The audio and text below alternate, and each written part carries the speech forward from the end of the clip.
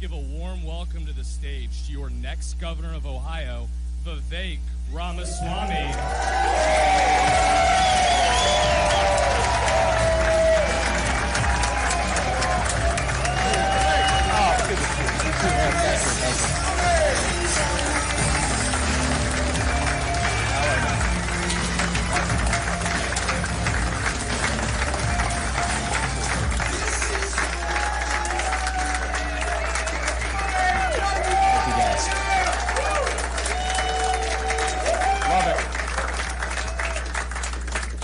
Good to be back home in Cincinnati, everybody. So we're having a serious discussion tonight, and we're going to get right into it. You've heard me speak in other forums. You all don't need to hear me give a campaign speech tonight. That's not why we're here. We're here because less than 2 weeks ago, on the night of July 25th, Friday night, actually it was in the early hours of Saturday morning, there was a group of people going out in their city who were violently attacked by a violent mob in the city of Cincinnati. There have been multiple people arrested and charged since then. We're not here to talk about and re-adjudicate the events of that evening. That's going on independently. But what we are here to do is to talk about how we end the epidemic of violent crime spreading across the city and across the country. And with your help tonight, we are opening up a conversation in this city that finally puts an end to it. Thank you for coming out tonight, guys. We're very proud of you and excited for an open dialogue tonight. Thank you. And we think about taking Cincinnati forward. We were a city that set the standard for the rest of the country. Cincinnati was known around the world as the Queen City. We were Porkopolis, provided food supply chain. We were the city that people across the country used to look up to. We were the state of excellence in the United States of America. That's not the Cincinnati that we see today, sadly. We got to be honest about the problem. You can't sweep it under the rug. Some of my critics were upset with me earlier this week, when we called the victim, one of the victims, Holly, who was knocked out. You all saw the picture by show of hands of Holly and how she suffered. I talked to Holly as recently as yesterday. My wife is actually a throat surgeon at the cancer hospital at the James at Ohio State, and so Holly had suffered some neck injuries. We wanted to be helpful. I had people criticizing me for having the gall to call one of the victims, and one of the things that shocked me was 3 days after the attack, Holly told me that not a single elected statewide or even local elected official had called her at that point in time. And it just, I think, shows a little bit of out-of-touch leadership that we have to get back in touch with who we're actually here to represent. As part of this visit to Cincinnati, I'm not here to just talk to the people who agree with us. I met with the mayor earlier today. I met with the Cincinnati police chief earlier today. A number of officers. I learned a lot from those police officers. I met with Cincinnati business leaders today.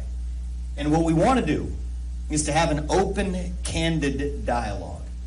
The real crime isn't noticing the assault. It is the assault and the crime itself. We got to keep that straight. We're not going to solve a problem by sweeping it under the rug. We're going to solve it through open dialogue, through speaking out in the open. And to that effect, I've actually invited somebody who I thought would be a perfect co-host for this event. I'm going to ask for him to come on stage very shortly. I'm going to ask for you to welcome him with a round of applause. It's a former vice mayor of this city, a former 7-year president of the Cincinnati chapter of the NAACP. That's Christopher Smitherman, who has been outstanding on this subject. Christopher, why don't you come on? Thank you. Thank you. Thank you.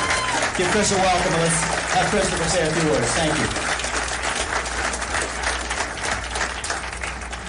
This is one of the most important conversations that Cincinnati has had in a long time. And leadership matters. Let's thank Vivek Ramaswamy for being here today and showing that leadership to the city of Cincinnati.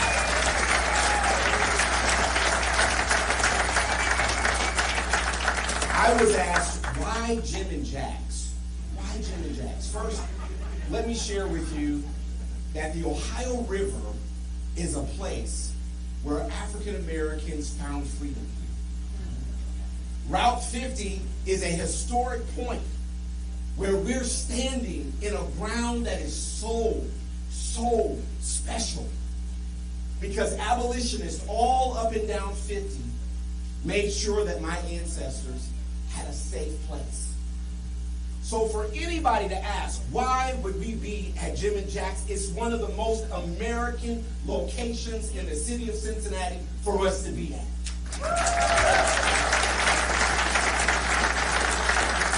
We got here, in short, because something happened in downtown that was so unimaginable. That we saw people being viciously attacked and a lack of leadership at City Hall to address it. What we're here to do today as leaders, just two leaders, is to give you that opportunity, that voice, that opportunity in a town hall meeting to share with us what you think the best solutions are, and for us to have a positive, an effective conversation about what we need to do next. Thank you so much for that. Thank you, Christopher. Appreciate it. So we're going to kick this off. Thank you very much, guys. So to kick this, I want to set some ground rules at the beginning. We're here to have open dialogue, and those who may disagree with myself or Christopher or anyone else in this room, you're free to speak, time permitting. We're going to ask you to be respectful rather than disruptive. And conversely, if somebody who does disagree with the majority of people in this room asks a question that disagrees with us, we're going to be respectful of them and give them a chance to be heard as well. That's ultimately how we come together, not through agreeing on everything, but being able to talk to each other. That's our goal for tonight. The questions are not scripted. We're going to have a microphone going around, just sort of peacefully, calmly make it known if you want to ask a question. And there's people roving around with microphones. We had way more people show up tonight than we had capacity for. I want to thank the folks outside. I think we have overflow capacity for those of you able to hear us. But the first question is an exception to that, which is one that we did plan to take today. It's more than a question, a sharing of an experience from somebody who I thought we all do need to hear from. If we're talking about violent crime, and we're talking about the spread of crime in Cincinnati and what we're going to do to combat it, we have to understand what the real-world effects of that crime really are. And with that, I want to call Sarah Herringer. I can't see with the lights where you are, Sarah, but there you are, Sarah. You want to stand up, and I want the entire room to listen to Sarah and your story. Sounds like many of them already know you, Sarah. Thank you, Sarah. Actually, you want to come on up for the first question?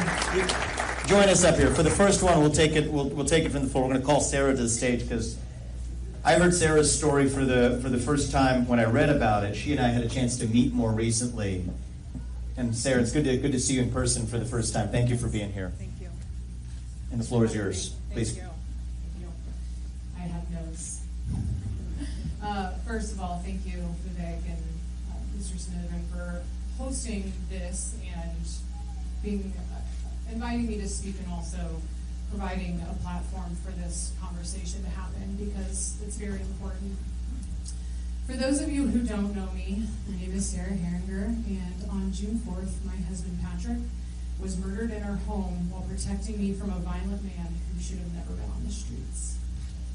Patrick was a decorated war hero. He served 2 combat tours and was awarded 2 Bronze Stars, and at least a dozen other military honors, which I honestly didn't have any idea about until after he died, because that's the kind of man he was. He never considered himself a hero because he came home when the men he served beside him did not. He was humble. And when he returned to his hometown of Cincinnati, he made it his mission to serve his community just as fiercely as he served his country. For 10 years, Patrick helped make the city healthier, fitter, and more resilient. He didn't just run a gym, he created a refuge, a place where people found friendship, consistency, and support. Hundreds of people called him coach, mentor, and friend. He was a pillar of this city, someone you could count on, always. And yet, despite everything he gave, when he needed protection, this city gave him nothing, not even the most basic safety. He was killed in his own home because of how this city is run, because of the decisions made by people who had the power to protect us and didn't. He served the city, and the city failed him. And I want you to imagine this. You're asleep. You wake up to a man standing over your bed with a weapon. Now ask yourself, how did he get there? Because someone made a decision. Because someone signed a paper. Because someone did nothing. That's what leadership looks like in Cincinnati. Negligence, silence, and cowardice. And this just isn't about me. I am not the only widow. Patrick is not the only body. Every week there's another family in mourning, another press conference, another round of thoughts and prayers, but no one answers the only question that really matters, which is, why was this allowed to happen? You can't claim to be a leader and hide from responsibility. You can't claim public service and refuse to speak the truth. And this isn't about left or right. This is about right or wrong. And Patrick deserved to grow old. He deserved to live out the life that we were building together. And I deserved to keep my husband. I was uprooted from my home, the place where I lived through the worst night of my life. And that loss echoes through everything. And every day I run a business here, I serve this community, I show up, and I carry the loss of my life partner while those in charge carry on like nothing happened. Not one admission of failure, not even the courage to say his name. Instead, they expect us to move on, to go quiet, to stop asking questions. But I won't let them, because what happened to Patrick was preventable. And their refusal to name it, own it, or change it, that's not leadership, that's complicity. We need leaders who don't flinch in the face of horror. We need watchdogs, not lapdogs. And we need people who don't just say the words public safety, but prove it with every decision they make. Because what happened to me could happen to you, to your sister, to your son, to your mother. And when it does, they'll say the same things to you that they've been saying to me. We're sorry. But I don't want their sorry. I want accountability. I want courage. I want truth. And if they can't give us that, we will replace them. I'm not here to just lead.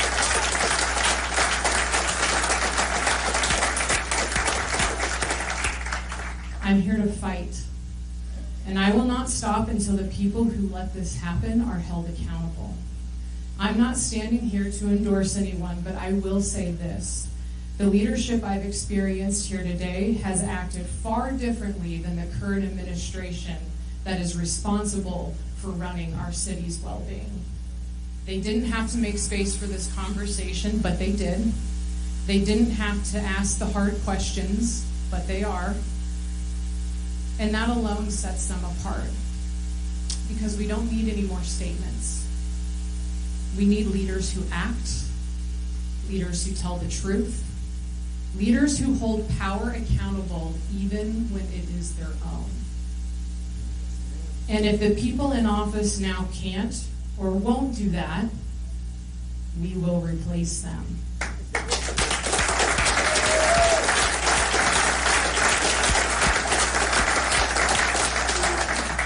We're not asking, we're not waiting, and we're done being told to sit down, we're done being blamed, and we're done watching the city die at the hands of cowards. We need leaders, and we know the difference now, don't we? Yes. So let me be clear about what this moment demands, because now it's not time to posture off people's pain. We need transparency in every public safety initiative, what it is, what it costs, what it's actually producing. Clear, measurable outcomes so we can see what's working and what's not. A line-by-line breakdown of how our safety dollars are being spent, and a dedicated fugitive apprehension unit to pursue violent offenders still at large in Hamilton County. and a real answer to this question: why don't violent criminals fear the law in this city? And we're asking you, Vivek, Mr. Smitherman, and anyone else who claims to lead. We don't need more statements. We need action. We need proof. And if you're serious about protecting this city, show us how you'll close those gaps. Give us timelines. Give us accountability. Give us results. Because if the goal is public safety, then prove it with policy, with structure, with action that we can see. That's what this moment demands, nothing less. Thank you for letting me share my story.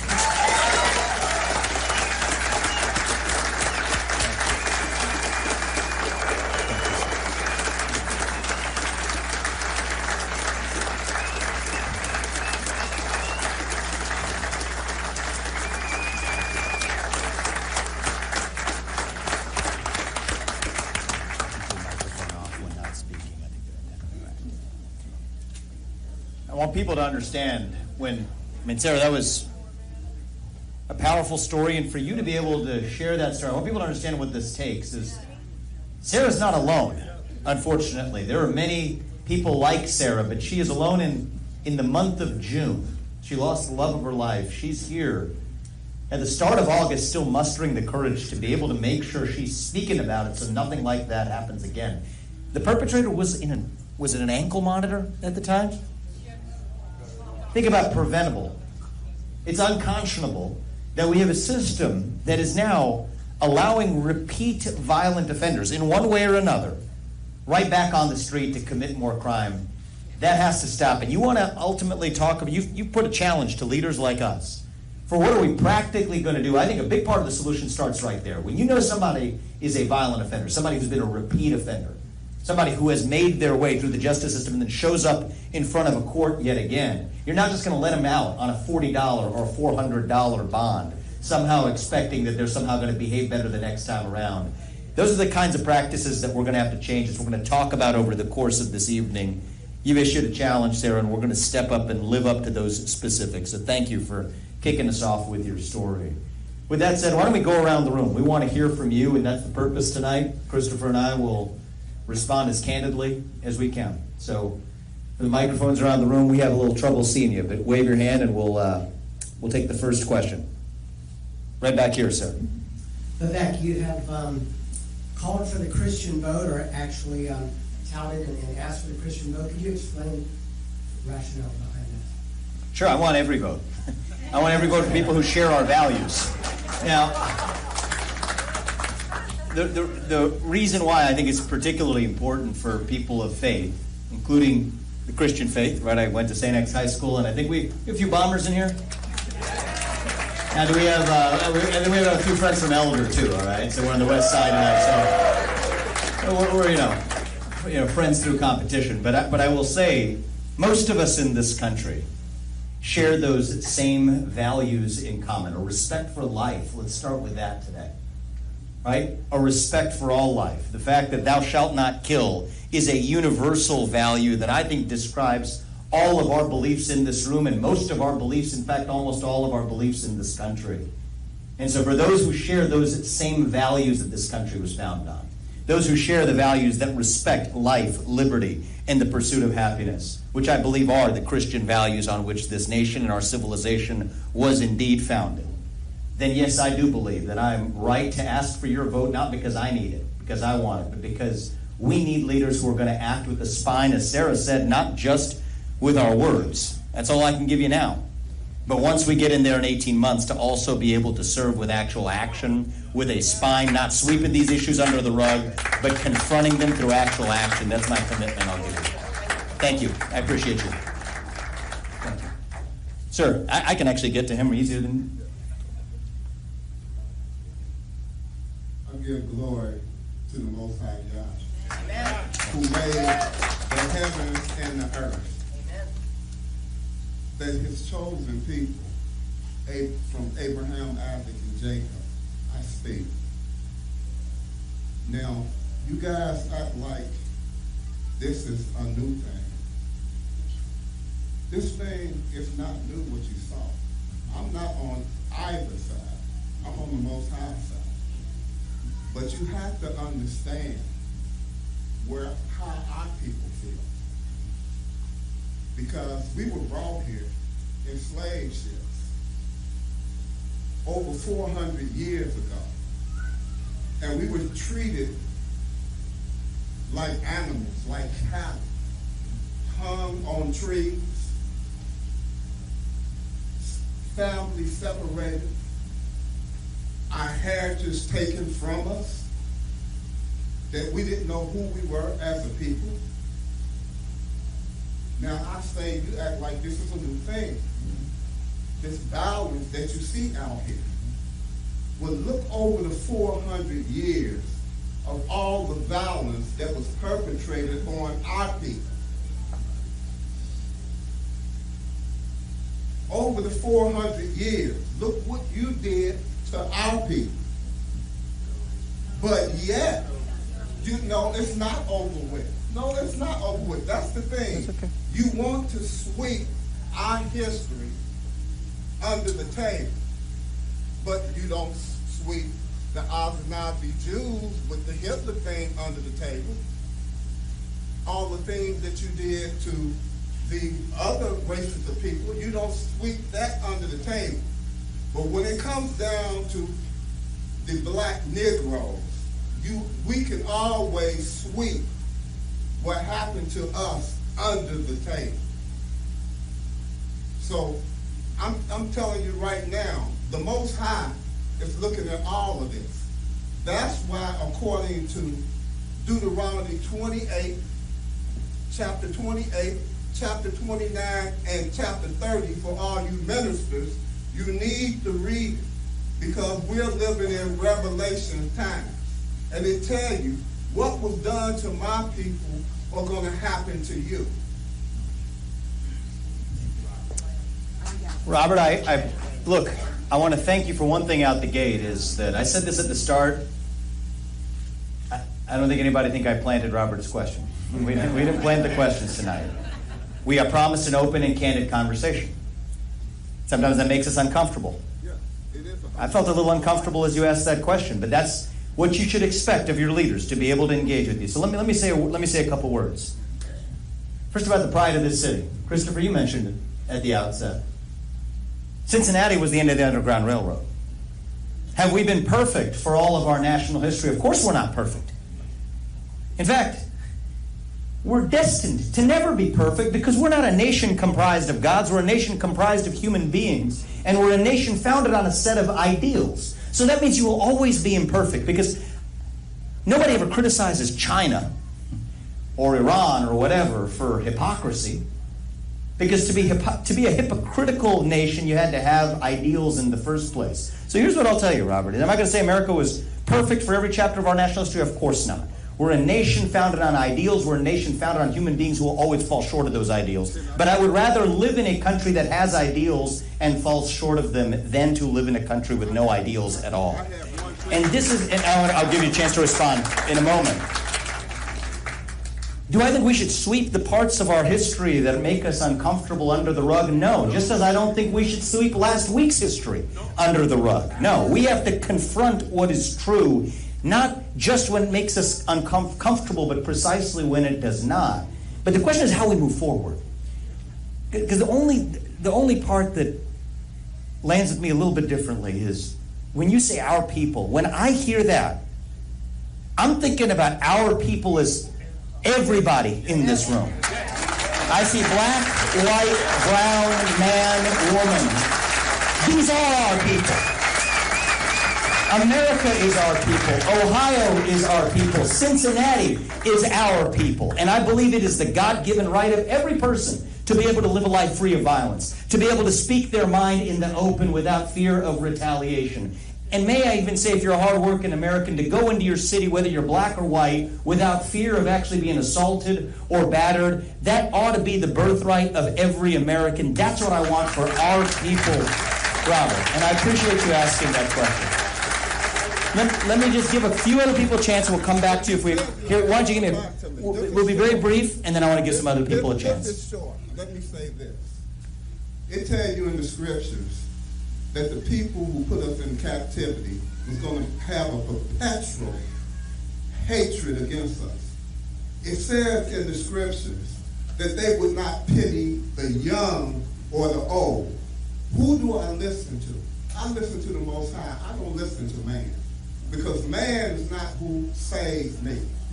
So it tells you in the scriptures a perpetual hatred.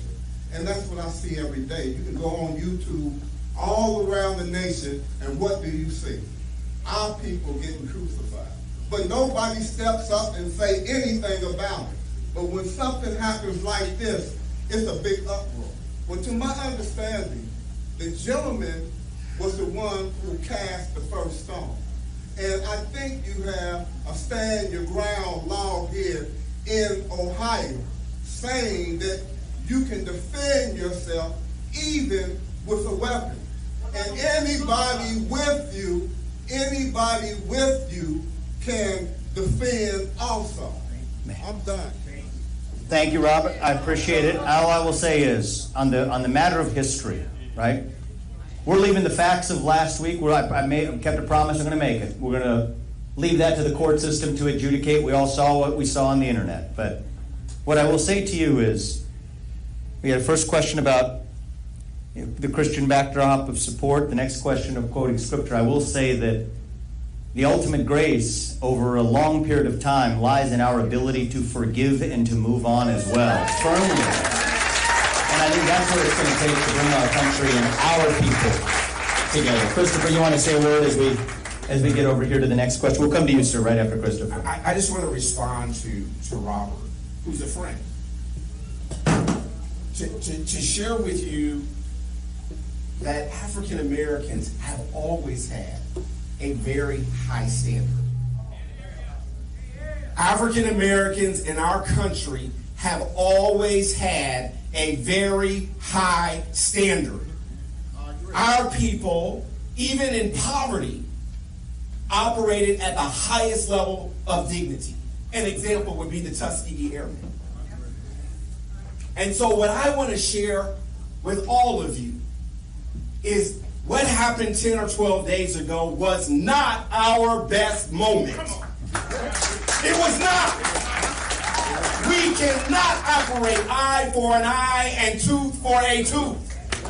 It is not how we operate. Punching people in the face and knocking Holly out. Holly did not deserve what happened to her. Those men operating with a WWE and jumping off on them and slamming their bodies into them was not our best moment. It wasn't our best moment as Americans. It wasn't our best moment as a people. We must own that. And so I just want to say to my friend Robert that this country has never been perfect for our people. I acknowledge the pain. This is why we chose this location here by the Ohio River, where our people came over that river for freedom. And let me share with you, brother, white abolitionists all up and down 50 took care of us and made sure that we had freedom with great sacrifice. My point to you is this. In this moment, I want to give a voice, paying it forward for those white abolitionists who took care of us.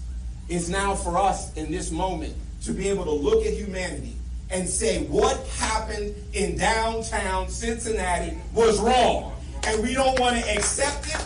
We don't want to make an excuse for it. We don't want to find a way to say somebody did something to me that caused me to hurt people the way they did. Violence is never the answer. Thank you. Thank you.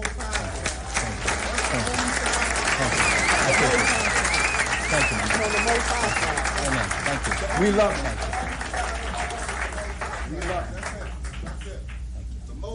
My name is Guy Harper, and I do not agree with this man's sentiments whatsoever. I'm also not an African American. I'm a black American. Elon Musk Elon Musk is an African American, and he's white. The Democratic Party were the primary slave owners. They were the KKK. They were Jim Crow. Blacks vote, in essence, for the party that enslaved their ancestors. How did this happen? Lyndon B. Johnson, who was Kennedy's vice president, said, and I'm quoting, "I'll have niggers voting Democrat for the next 200 years." And we're only 60 years in. The problem with our cities, you can hire all the police officers you want. It's a systemic problem. It's a spiritual problem. There are 75% of black babies are born out of wedlock. There are no fathers in the home. There's no discipline. You can hire all the police officers you want. It's not going to change anything. It's a systemic problem. It's a spiritual problem. The Democratic Party, they're Marxists and communists. They want to destabilize the United States of America. Go to any Democratic-run city in America, Detroit, LA, New York, Philadelphia, you will see the same thing. The same thing wherever you go in America, in a Democratic-run city. It's a systemic problem. So, more police, and the Republican Party has to unveil the schemes of the Democratic Party. The Republican Party is weak in doing that. We have to unveil the schemes of what the Democratic Party is doing. That's how you get change. That is how President Trump got 25% of black male vote in this election. The so-called racist.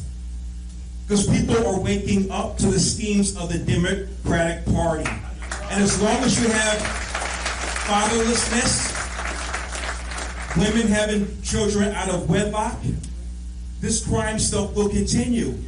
It's not the police on the streets, it's in the homes where it starts, people.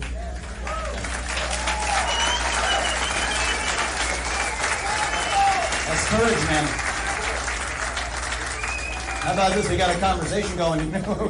So, I will tell you, there's a root cause problem. You hit the heart of it. And you know who's to blame for this?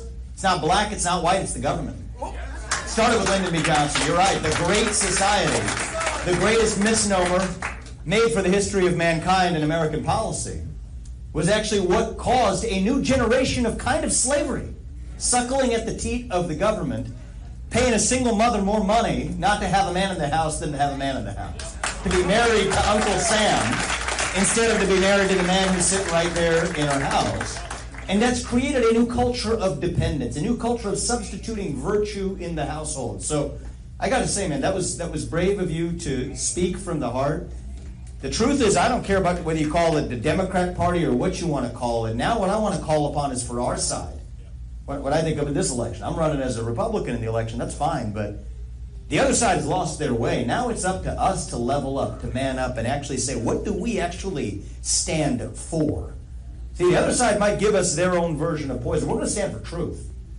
We're done obsessing with the failures of the other side. We won in November of last year. Now it's up to us and say, what do we stand for? We stand for the fact that the nuclear family is the greatest form of governance known to the history of mankind. We stand for the truth that the U.S. Constitution is the greatest form of governance that we've ever discovered and secured grand full freedom known to history. Let's go back to you, man, and continue this conversation. We'll come over here after that, all right, to this side of the room. We'll go to this gentleman and then microphones. Let's bring it. Okay, we'll go over there and then bring it around over here. Not to take a whole lot of time. Great job with Doge and everything you did there. It was good to see what you did there. I had a personal experience in Cincinnati. I had a stepson that was caught at 3 in the morning, and he was a white kid. He got caught with a loaded, stolen 9mm and $13,000 where he was down there waiting on drugs. And when he got busted, I thought, this is good. He's going to do some time. He's going to be on probation. Things are going to happen to change this kid's life. And those judges down there let him out of jail after like 20 days. They damn near gave back the gun. I mean, they gave him back all his money, and then they said, well, they gave him a felony, but they put him on probation, and he was on probation for a month and a half. I mean, how do you get caught as a 17-year-old kid in a parking garage at 4 a.m. with a stolen gun and $13,000, and two Cincinnati cops roll up on him on a Segway, and he's completely done in 3.5 months? Why are we giving these people ankle bracelets? Why are we allowing them? Is it a problem that corporations are running our jails? Is it a problem that we don't have enough jail space? Is it a problem? You know, it's not a black and white issue. This is a crime, and judges not holding people accountable. How do we hold these judges accountable for allowing these people back on the streets? So I'll take this very practical. I'll be brief because I want to get as many questions. These are great questions tonight. We want to get to as many of these as possible. So I met with Cincinnati Police earlier today. We had a very candid conversation, and it included the police chief. And what I will tell you is the number one issue that came up of agreement is that a lot of these judges do need to at least be held accountable through transparency. So there's been a push in the past to say, if you're a judge, at least we need public record telling you exactly in which cases here was the bond, in this cases here was the sentencing, in this cases here was the decision. And yet there's been an objection to even that level of transparency. My view is you may agree or you may disagree, but as the public, especially with this wave of crime, we have a right to at least know what decisions our judges are actually making. And I will tell you, that is one priority for me as governor, to make sure you as the public get that level of transparency from these judges, that if they're letting people back on the streets, at least you ought to be able to know it, to be able to vote them out and actually hold them accountable. That much, I think, is not too much to ask. Thank you. Thank you. Go right ahead. Hi, thank you for being here. My name's Alex.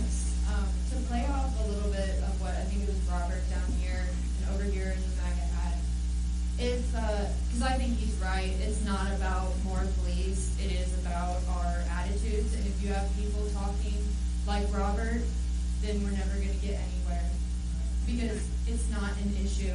That's not, like, I think we can all agree that what happened was racially motivated. So what is your plan to fix that? If it's not more police, if it's an attitude adjustment, then what is the fix? Sure. You want to go first, and I'll go next. First, let me say that we want to hear Robert's voice. It's incredibly important that we do that, and that we acknowledge his feelings, that we discuss them in public forums like this, and not ostracize him, because these are real conversations happening in the African American community, period. Now, having said that the gentleman in the hat is right, that we have families that are broken down, that we have men that are making babies and are not taking care of them. Those are real things that are happening. And we can talk at it, right? And we have a government that has systems in place to keep men from being with those women in those spaces. So those are all real. Now, ma'am, we have to have a certain level of police presence, period.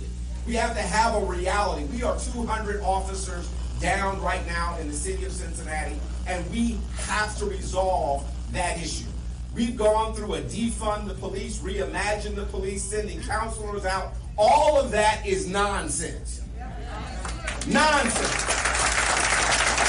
African American families want the police more than anybody. The notion that African Americans don't want to call 911 and have someone respond to their home is absolutely absurd.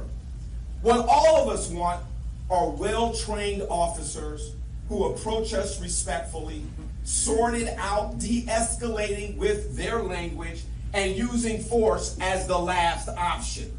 Once we get all of that, it's time to allow our officers to do proactive policing and hold people accountable. And judges like Judge Ruman, who's sitting right here, no one can ever say that Judge Ruman will not give you the time that you've earned.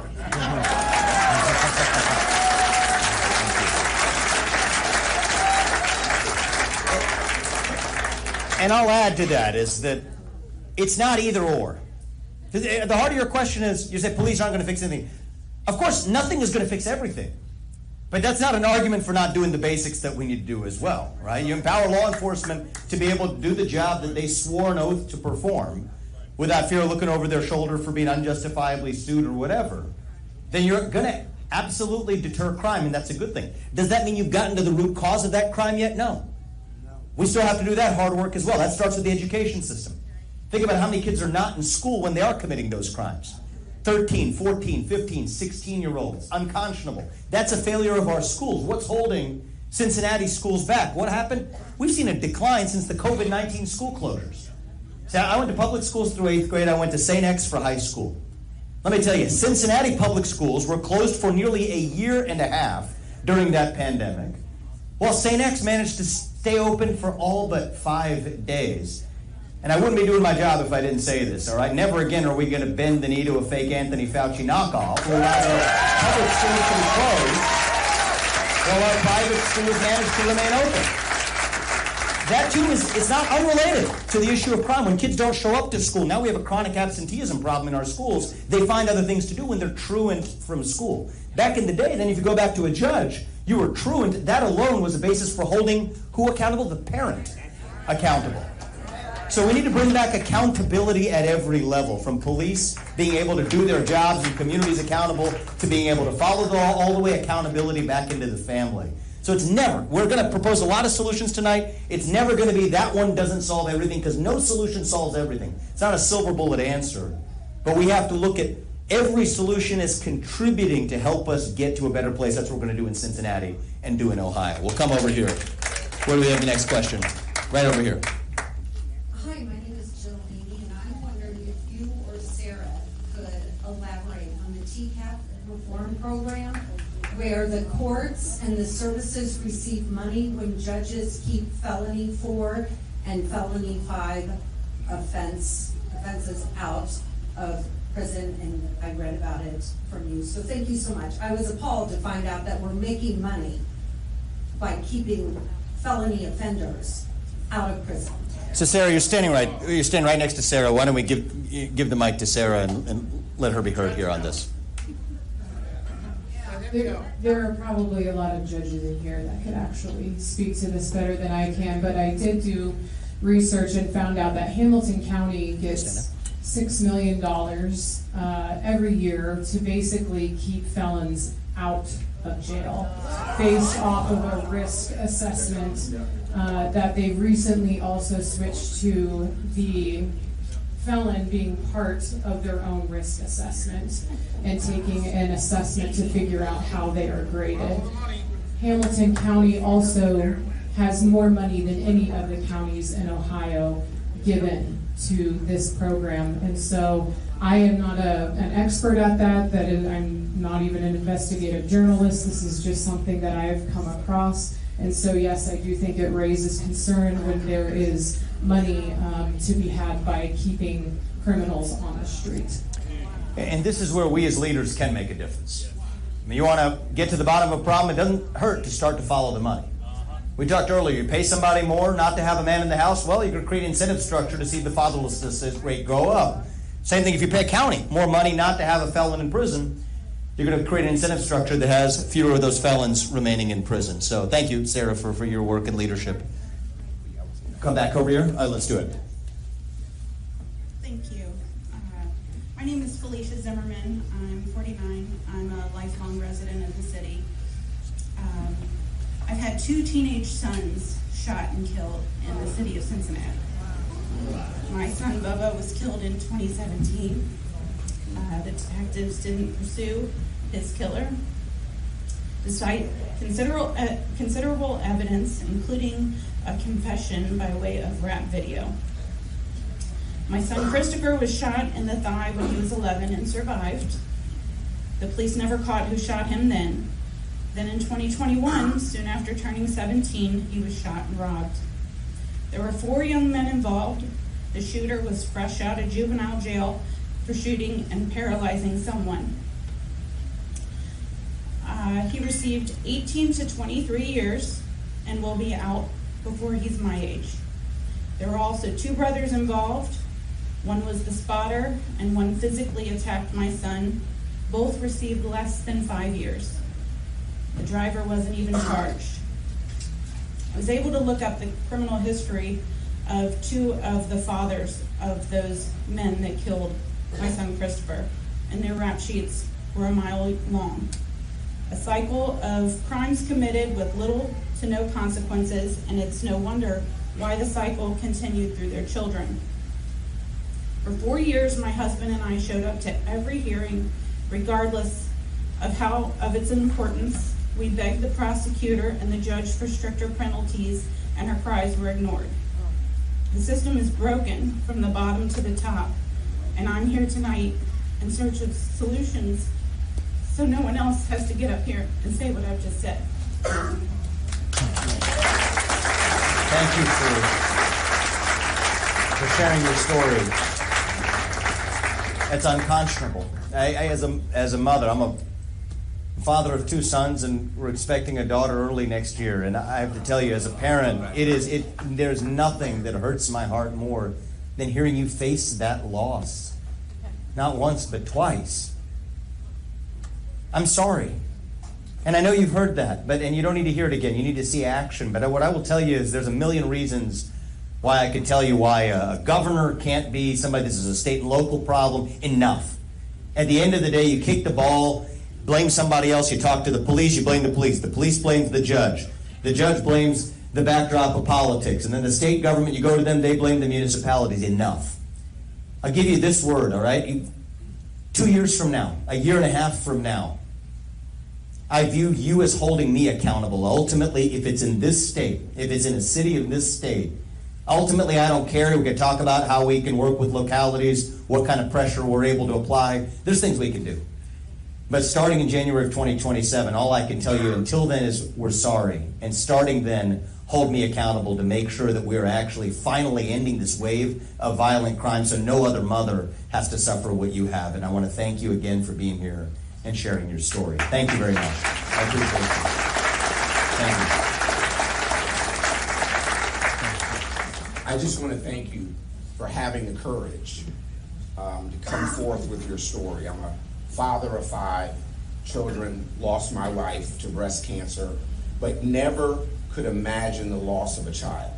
It's a different level. And so we extend our deepest condolences, and the prevention around it is what makes it so painful. There's a woman in our community by the name of Hope Dudley. If you don't know who Hope Dudley is, you should know who Hope Dudley is.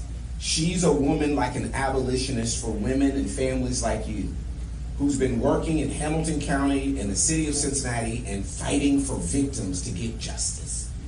There's one thing that she's been asking for, and I hope Hope Dudley hears me putting a voice to her name.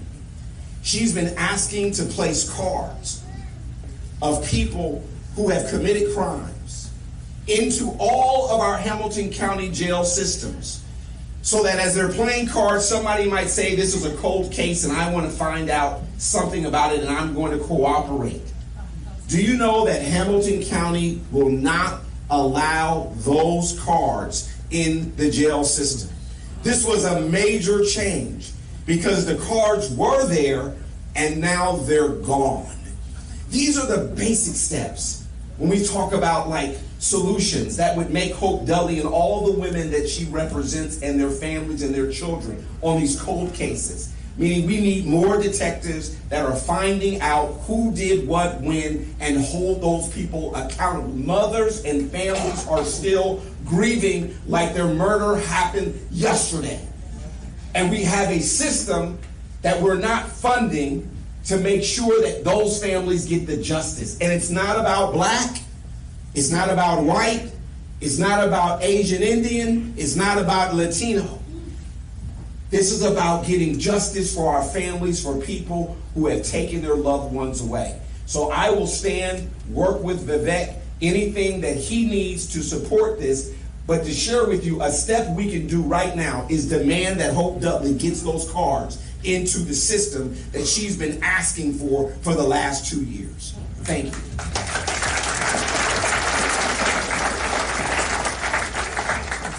Hello, good evening. My name is Kelsey Riley. I'm an attorney downtown at Keating, Meeting, Cleveland, And I just have some questions generally about, I live downtown, it's crazy. I went to the music festival, there were barely any police downtown during the festival. And so, two-pronged question for you guys. What specific policy changes are you or did you propose to the current leadership when you met with them today, Vivek, about how to actually reduce violent crime in this current city as it stands?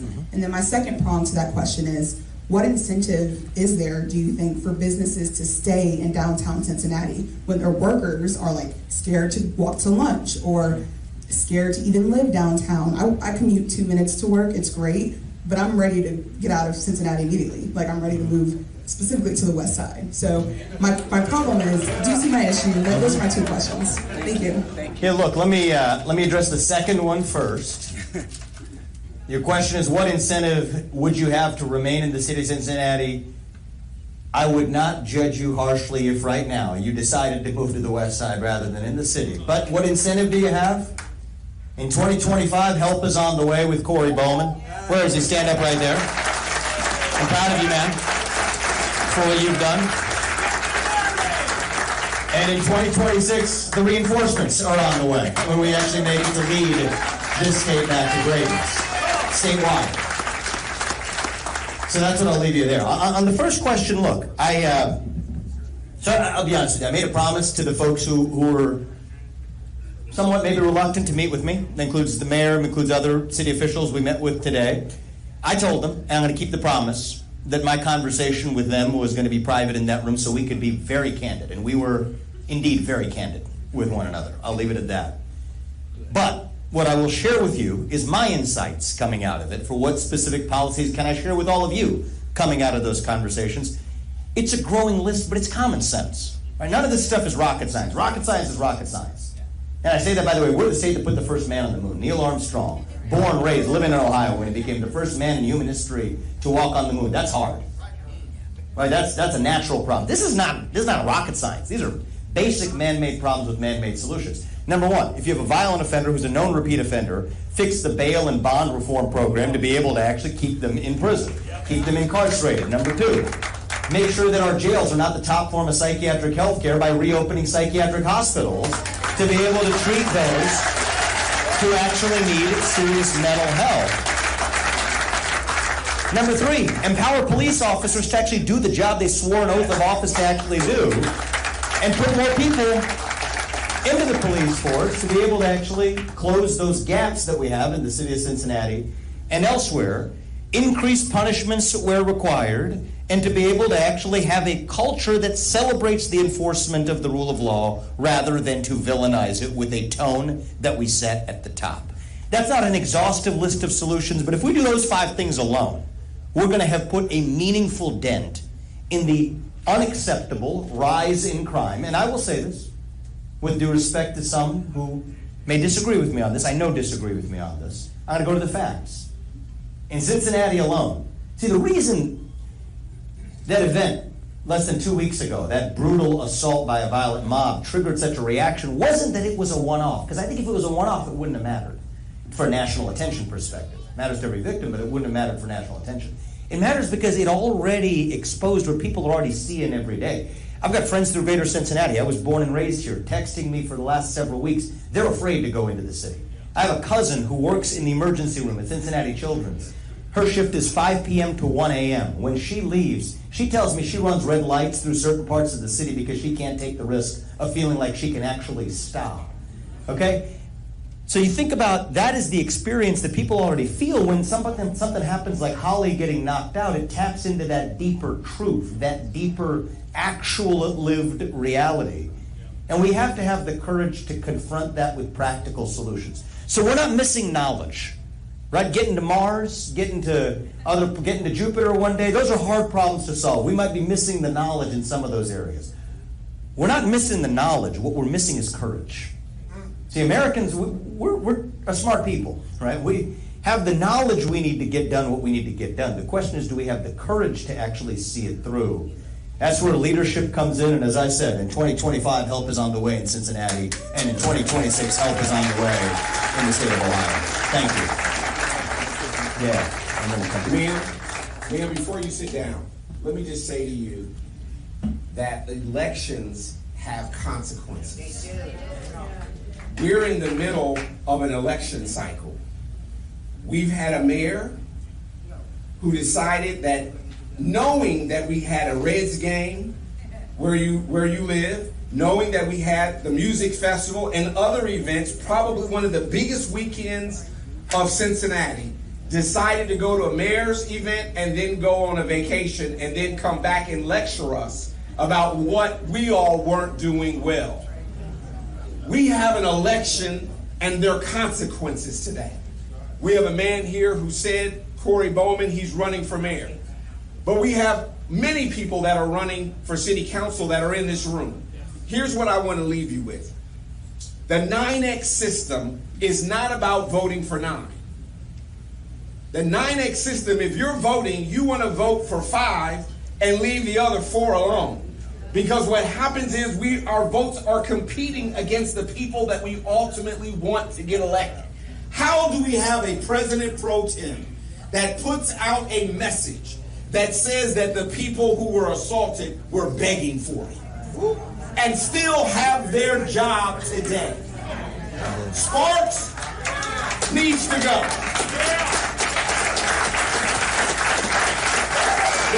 The president pro tem, all of us collectively, no matter your race, your gender, no matter where you live in our 52 neighborhoods, should be demanding that that is not the standard and she should resign even though she only has a few months left. We don't need that kind of leadership in the city of Cincinnati. So I leave you with elections have consequences. Let's make sure that November your vote is heard and that we rock the vote in November. Thank you so much. We'll go here and then here. We'll go back. We'll go back here. We'll go back here and then we'll come up to the front row here. We've heard some very heartbreaking stories, and we've heard some very general ideas and solutions. And it's going to take some time to do these. I've got a suggestion for something that can be done right away. I wish I could say this is original. It's not at all. It comes from the sheriff of Brevard County in Florida. He said if you hit a cop, you're going to go to the hospital, then you go to the jail. If you spit on a cop, you're going to go to the hospital, and you're going to go to jail. If you point a gun or other weapon at a cop, your family can pick up your remains at the morgue. If you attack a group of people, come as a group of people and attack a car, you're very likely to be run over. Institute those as a policy to be done right away and solve some problems right away. What do you think, man? Pretty practical stuff. One of the things that we always want to make sure that we're doing, those of you who own real estate, right? Location, location, location. When you're dealing with a professional police department, and I chaired law and public safety for the city of Cincinnati for many, many years, it comes back to training, training, and training. We have to spend the dollars to train our officers how to deal with all kinds of situations that they might encounter and de-escalate. I don't want to make men feel uncomfortable here, but I'm going to take a risk and say something. Go for it. Our female officers do a great job de-escalating situations in the city of Cincinnati. There's just a way that they approach. They might put the handcuffs on. They might put them in the back of the cruiser. They might take them down to the Justice Center, but they do it with respect. My point to you is that 99% of the time, if we're engaging with our professional law enforcement in a way that is dignified and respectful, most of the time, those people will respond. Now, those that won't, we have to not get in a position that on Monday morning, we're questioning that officer who made a split-second decision about their life. You got a weapon, you're getting out of a car, you drop the gun, you pick the gun up, and our officer is chasing you. Expect that deadly force is going to be used. We must elect people that will support law enforcement when they are making the hardest decision. Am I going to go home with my wife or my husband or my family, or is the person with the gun going to go home? I'm saying the police officer deserves to go home.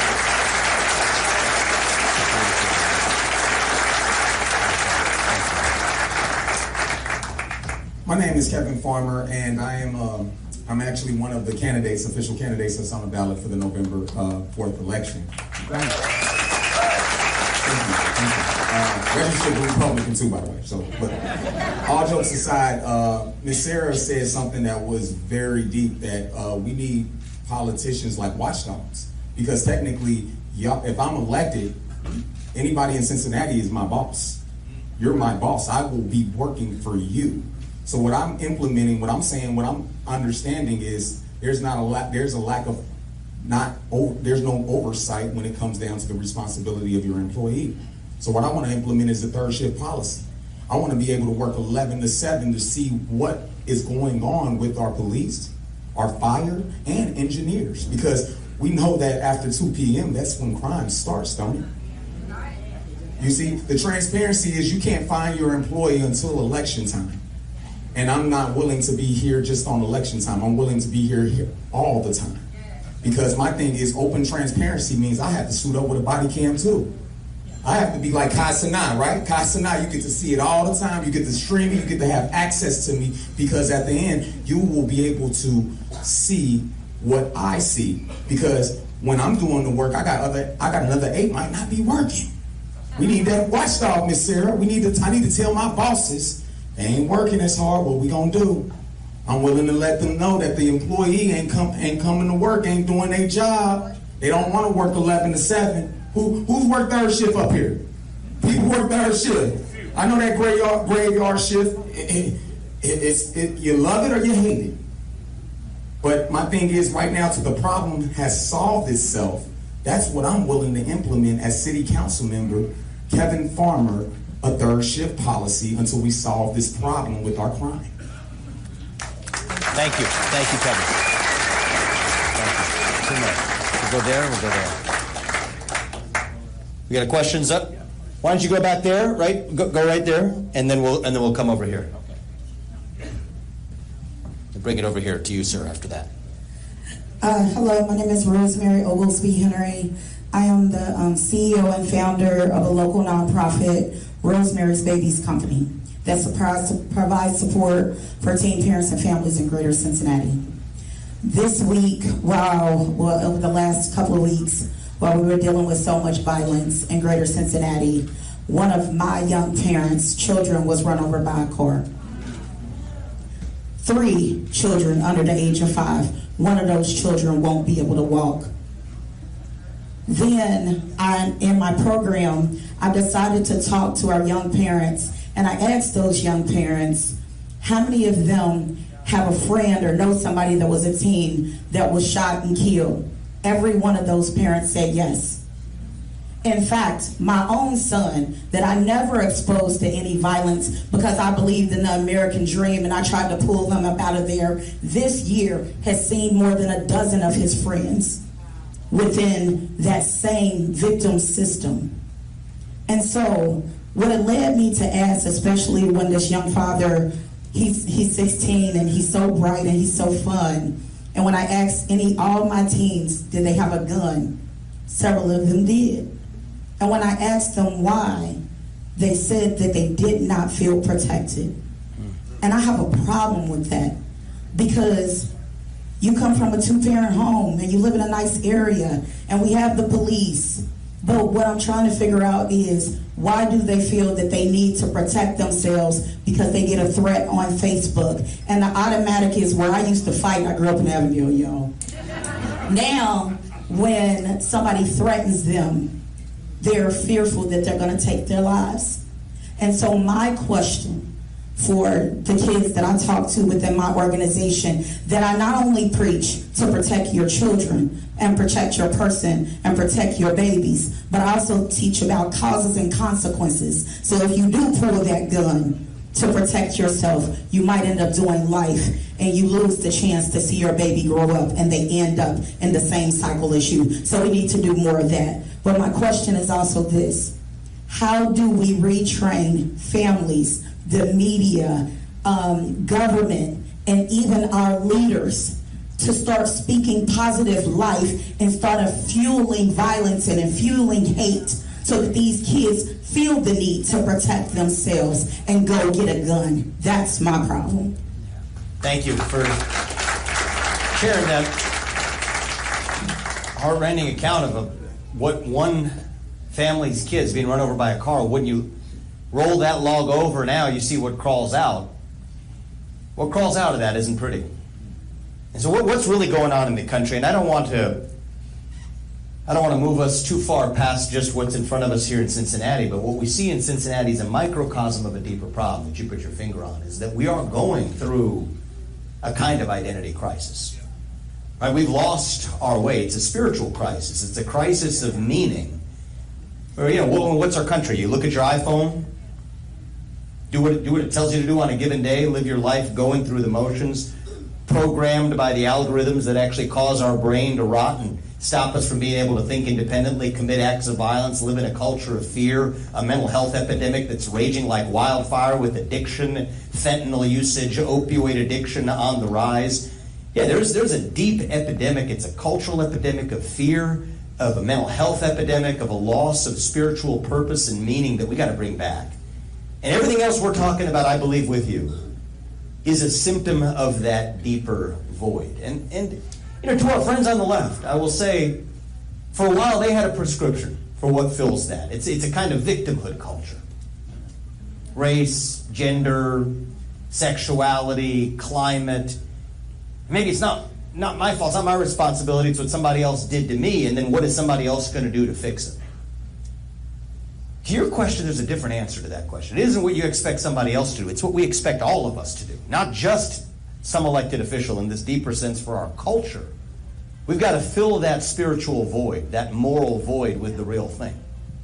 Individual, family, nation, and God beats race, gender, sexuality, and climate if we have the courage to stand for what's right, for what's true, to bring back the self-confidence in our young people, to get the cell phones out of the classroom, to be able to actually, at a young age, some people might say this is unrelated. What's he talking about? Make sure kids show up to school. Say the Pledge of Allegiance every morning with a moment of silence to be able to go along with it, to ground ourselves in our actual sense of purpose and identity and who we are, to restore the family unit as the ultimate place of accountability, the best form of governance, better than any form of government known to the history of man. That's what we ultimately are going to have to do to get to the root cause of all of this. I think a revival of faith, or at least belief in something higher in our country, is a good thing that we shouldn't hide from. Fills that spiritual vacuum. But in the meantime, that's going to be a long project, and we're not giving up on it just because it's a long project. But it's like what I said to the woman's question earlier, we can walk and chew gum at the same time. We're going to work on that for the long run while scoring the easy wins that are sitting in front of our eyes for the short run either. That can't be a substitute for saying that we're going to put more cops on the street, for a substitute for saying we're actually going to empower them to be able to do their jobs, a substitute for judicial system reform that allows violent criminals to actually remain in prison rather than being released. So it's not either or, it's not one of these or the other. There's a deeper moral, spiritual crisis of purpose and meaning. We're going to have to fill that through true leadership, not the fake stuff that just tells people what they're looking to hear. We're not victims, we're victors, right? That's who we are at our core. But that's part of what we're going to have as a cultural reawakening in our country, starting with our state. We're going to work on that in parallel with fixing the common sense reforms that are actually going to at least prevent those preventable crimes from happening right here in Cincinnati. So thank you. I appreciate that question, all right? We'll come around to you, sir. I'm Chuck Collins. I live in Madisonville. The $64,000 question. There's been a lot of pain shared here tonight. I want to acknowledge those women that shared. It took guts to do that. That took courage. It's put faces to this problem. But the thing is, how do we finance that? Property taxes are going through the roof. We're not getting anything for that. Right now, Hamilton County has to farm out to Claremont County, Butler County, Warren County, because the jail's over capacity. How do we fix that? You want to take it first, and then I'll go next. All right, sounds good. We have these big conversations, and I'm going to bring up an old wound and tell you it's part of the problem. We decided to build a streetcar.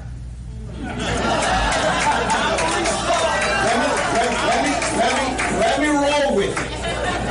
Because there was a conversation about the capital expenditure of building the streetcar. Listen to these words. But council faked us and kept us away from the operation once you build it. They had an attitude that if you build it, they will come. And we built something in downtown Cincinnati in one of our 52 neighborhoods that we could not afford. And that we didn't need. And we didn't need. And now we're spending $5 or $6 million per year to operate the choo-choo train while people aren't riding it, and you come from Madisonville in one of the 52 neighborhoods where the train will never come near you ever.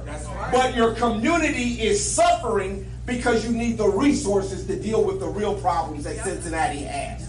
We have to do a better job as citizens to hold our local officials accountable on these nonsensical capital projects that make no sense, that ultimately we now have to operate forever because the federal government gave us money, put handcuffs on us, and said we're going to take that money back away from you if you don't continue to operate the streetcar.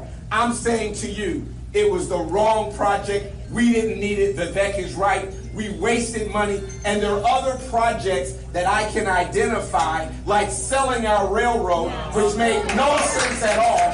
How do we sell a railroad that's generating $36 million in perpetuity to us? We own 300 miles of land all the way from here to Tennessee. Our forefathers put that in our hands, and this mayor squandered it. These are the things that we have to look at and understand that all 52 neighborhoods have to come together, white and black, young and old, and make sure that our local officials, like the young lady that's here living in OTR, who's a lawyer, who's trying to decide whether she's going to continue to live downtown, it might not ever ride the streetcar out of fear. But we're all in our 52 neighborhoods paying for it. These are things that we have to change in our city. I want to say, I think we're going to come up to our last question, but I got to address this one. We're going to take our last question after this, but this is what you're going to hear about for the next year and a half. Because I want to be the first to own up to this, because it's my position on this. Property taxes are way too high in this state. It is your land, not the government's. We're going to bring it down. I want Ohio to be a state that the patriots across this country who work hard actually move into. We're actually going to take the income tax rate down to 0 as well. It is your money, not the government's. And so I believe that's actually going to make us stronger. The number one objection you're going to hear over the next year is, oh, isn't that going to leave our social services or other local services stranded? The problem, I want every one of you, and not just the people who are here, but the people who aren't here, your neighbors too, to remember, it's that when you feed that beast and just throw money at the problem, they create new problems that actually shouldn't have existed in the first place. So what we need is a culture of accountability. It's not about more money or less money. It is about how is the money we have already allocated actually being spent. Right now the answer is poorly. The schools that we're spending the most money on per student are performing the worst per student. So what I think about is actually, why is that? That's a deeper question. Comes down to an achievement crisis without the application of standards in our education system, and we're going to change that in 2026. But one thing is going to, here's the problem with property taxes are going up, and yet crime is going up at the same time while educational achievement's going down. So we need a new model. That's why I'm running for governor. I do believe it's going to take somebody outside of yesterday's politics. I believe a new generation of leadership in our state. Somebody who isn't cut from yesterday's mold of either Republican or Democrat, but somebody who is willing to say, as an entrepreneur, as a businessman, we're going to make sure that Ohio's taxpayers get the bang for their buck for public safety, for economic prosperity, for a world-class education for their kids. And it's not a bad thing when we cut the tax rate of what you're paying. It's actually a good thing because you keep what you earn while your government's actually accountable rather than building more rail projects in the inner cities across the state that nobody actually uses. Thank you very much. I appreciate that question. We'll go right here for the last question, sir. I had a bias. You're wearing that shirt. I couldn't. Thank you so much. I drove all the way down from the Dayton, Ohio area, and it was wild seeing this situation on Fox News. This lady getting knocked out, you know, and it's like I'm sitting there going, "This is not Cincinnati, is it?" You know, are you kidding me? People up in my area enjoy coming down to Cincinnati for a football game. Cincinnati Bengals, go to the Montgomery Rib Boathouse, have some ribs, walk around from the hotel, and it's just like New York. You know, I'm sitting on the fence. Do I go to New York for the Macy's Day Parade after seeing what I saw in New York 3 weeks ago with a long gun walking down the street? It's a snowball effect if you guys don't get this under control. Hotels will start losing employees. Taxi drivers won't be able to drive people around. Uber drivers won't be able to drive people around. People won't be able to feel safe from these small towns an hour out of Cincinnati to drive down here to go to a ball game. What you're thinking of, how do we control this economic tsunami that's going to hit Cincinnati if this is not under control? Why don't you give the last one, and I'll close it out. Well, part of it is leadership. And I think that's what you're speaking on. And so we can't have a mayor, a city manager, which is the CEO of the city of Cincinnati, a police chief, absent from governing the people. And that's what you've been watching on Fox News. People that are blaming everybody in the room except themselves. You know, a basic counseling move when you sit down with a licensed counselor is own it. Where has the mayor, the manager, our police chief owned what happened in downtown? If we don't change this in the next election, everything you've described is going to happen. But it's going to take courage for people not to look at party, not to look at race, not to look at gender, not to look at hairstyle. For us to elect people that will represent us and that will hold each other accountable in a system. I am baffled that the President Pro Tem can write a message that those who were assaulted begged for it and still have their job as I stand here at Jim and Jack's. That is unacceptable. If we put leadership in place that affirms the perception that we're safe, the young lady in the back who lives in OTR will stay. That you in Dayton will come and we'll go to Dayton. But if we don't deal with safety issues in our city as number one, we're done. It is the number one issue, and we cannot elect anybody who has a position of defund, reimagine our police department. I'm not saying that police is the only answer, but right now when we're 200 down, it's one of the answers. We must make sure that we hire the best, we do the best training of them, and then most importantly, I'll end with this.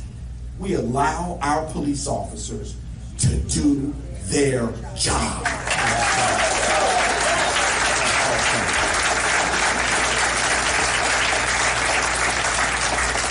As we wrap this up tonight, I want to say how proud I am of Cincinnati tonight. Coming out tonight, thank you all. Give yourselves a round of applause for coming out here and having an open, honest dialogue and conversation. Give our co-host Christopher Smitherman a round of applause. I love that. We're going to be doing more together. And I think we're going to actually, if you're open to this, Christopher, we're going to actually do this in getting it right in Cincinnati. The beautiful thing about Ohio is we're actually a state of cities. Right? Think about Georgia, which is a comparable state. They've got Atlanta, but it's one city. The beauty of our state is we've got cities like Cincinnati. Got Dayton, where you came from, Toledo, Columbus, Cleveland, Akron, Youngstown, you name it. That's one of the advantages of our state. And so I haven't asked Christopher this yet, but I enjoyed this tonight. Maybe we should do this in the cities across the state as well, to be able to use Cincinnati as an example. Get it right here. Nail it in Cincinnati. Scale it across the state. What do you say? That sounds like a plan. All right, let's do that. Thank you. And that's what we wanted. Open dialogue with the culture of respect. I'll close on this point. Right? I think the true mark of a successful country, particularly in the United States, is, are people brave enough to be able to say in public what they will otherwise say in private? And for the last decade, if we're being honest, there's been a big gap. I mean, think about the last decade, there's probably been the biggest gap between what people are willing to say in private versus what they're willing to say in public. What we're talking about today, this is considered in some circles to be politically incorrect, forbidden territory, urban crime. And there's a lot of underlying issues that even came up in this discussion, including tough issues relating to race, relating to history. We're not going to solve those problems by hiding from them. We're going to solve them by confronting those problems directly. Speak in your mind in the open. Say it with the spine. Say it with vigor, but say it with respect. And part of respect means that you respect your neighbor enough to tell them what you actually think, not some fake woke-washed or other-washed version of it. That's what brings us together. That's what makes us American. That's what makes our country, I believe, the greatest country known to the history of man, that we're actually able to do it. And what I love about Cincinnati, because this is not a unique conversation to this city. It's not even a unique conversation to our state. Look at what's happening in cities from New York to Sacramento, coast to coast, sea to shining sea. What you have is Cincinnati has an opportunity to set an example for what's possible for Ohio, what's possible for the United States. What I love about this city is you go a 100-mile radius of where we are. I was born and raised here. In Evendale is where we grew up for most, right off I-75. You go a 100-mile radius of where we are right now. You don't have a cross-section of Cincinnati. You've got a cross-section of the country.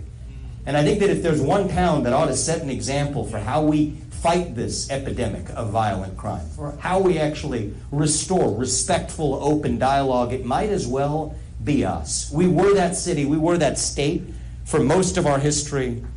I want to lead us to be that state again. And so, anyway, my commitment to all of you is in leading this state, we're going to stand for what is true. We're not going to apologize for our principles. We will not waver from our principles. We will stand for law enforcement. We will stand for the ability to do their jobs. We will stand for ending this wave of violent crime in our cities without apologizing for it.